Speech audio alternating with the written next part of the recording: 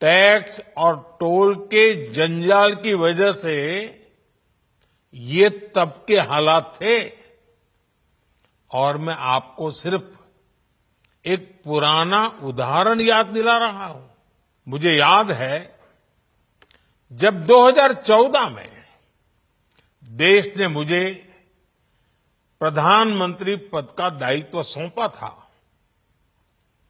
तब उसी शुरुआत के दौर में एक विदेशी अखबार में एक दिलचस्प उदाहरण छपा था।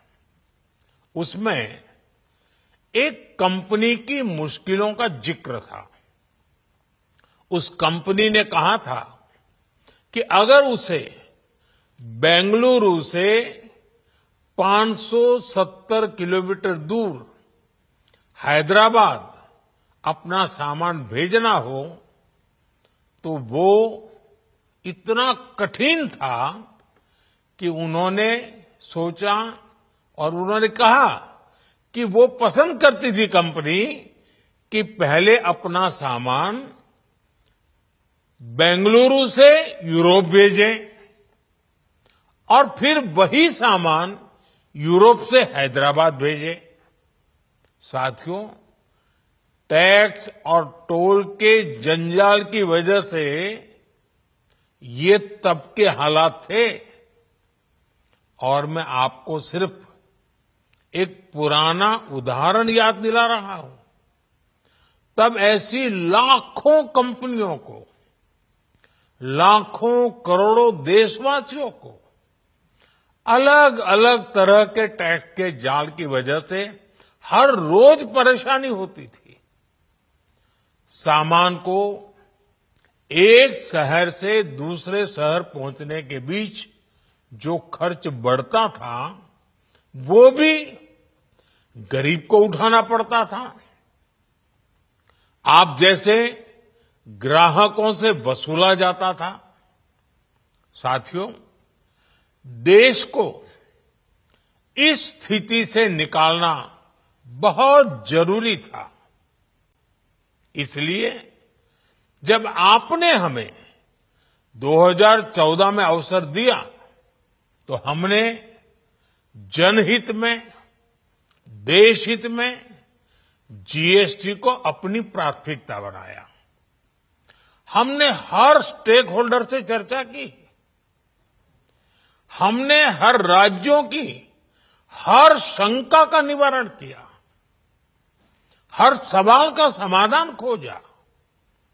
सभी राज्यों को, सबको साथ लेकर आजाद भारत का इतना बड़ा टैक्स रिफॉर्म संभव हो पाया।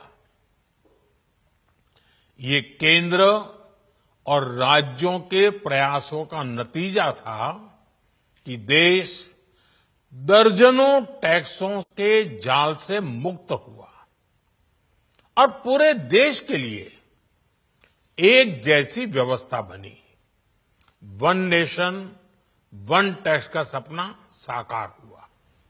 साथियों, रिफॉर्म एक अनवरत चलने वाली प्रक्रिया होती है। जब समय बदलता है, देश की जरूरत बदलती है, तो नेक्स्ट जनरेशन रिफॉर्म भी उतने ही आवश्यक होते हैं। इसलिए देश की वर्तमान जरूरतों और भविष्य के सपनों को देखते हुए जीएसटी के ये नए रिफॉर्म्स लागू हो रहे हैं। नए स्वरूप में मुख्य रूप से अब सिर्फ 5% और 18% के ही टैक्स स्लैब रहेंगे। इसका मतलब है रोजमर्रा के इस्तेमाल की ज्यादातर चीजें और सस्ती हो जाएगी।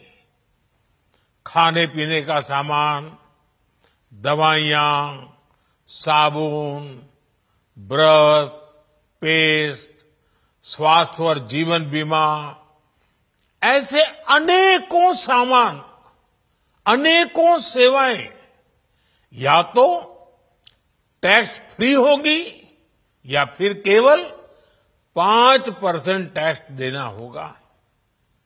जिन सामानों पर पहले 12% टैक्स लगा करता था, उसमें से 99% यानी करीब करीब 100 के निकट 99% चीजें अब 5% टैक्स के दायरे में आ गई है।